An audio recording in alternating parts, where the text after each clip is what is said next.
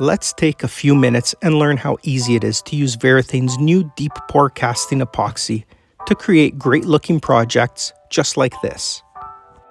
When it comes to casting epoxy, a good leak-free mold is essential. Silicone and polypropylene molds are ideal for epoxy pours as they allow for easy release once cured. For this project, the first thing you'll want to do is cut your wood pieces to size and configure them to fit your mold.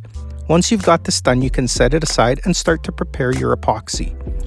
Varathane's deep pour is available in 2 convenient sizes so that you can choose the size that's right for your project. In each package, you'll find the Part A resin and the Part B activator. This should be mixed at a 2-to-1 ratio. If you want to add color to your pour, Varathane offers 7 different mica pigments to choose from. You'll also need a good mixing container and a stir stick. Before we get to mixing, let's take a moment to talk about adding color.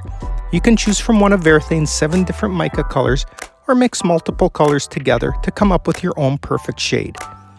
Once you're ready to mix your epoxy, it's important to remember to mix 2 parts resin to 1 part activator. Adhering to this 2-to-1 ratio is critical for a proper cure. Having a good clear mixing container with accurate measurements on it will help ensure accuracy. Before you start mixing, now's the time to add some color. You can take the mica pigment of your choice and add as much or as little as you choose. Use less pigment for a more translucent finish and more pigment for a more opaque finish.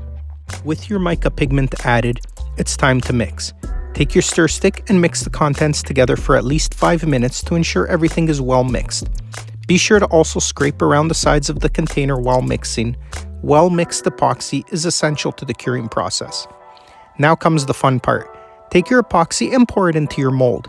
With Varathane's deep pour formula, you can pour up to 2 inches of epoxy at once.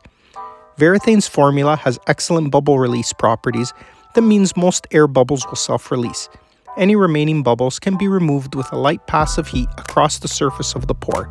If you need to top up your pour, you can do so between 24 and 48 hours after the first pour. Allow the epoxy to cure for 72 hours before removing it from the mold. If you're using a silicone or polypropylene mold, removal will be easy. Typically, you'll need to do some sanding to get your finished piece nice and smooth, and then you can go ahead and add your favorite Varathane finish or use a flood coat of Varathane's bar and table finish epoxy to bring back that beautiful gloss and to protect your piece for day-to-day use. Add some metal legs that always pair well with wood and epoxy, and you've got a beautiful one-of-a-kind piece of furniture for your home or office.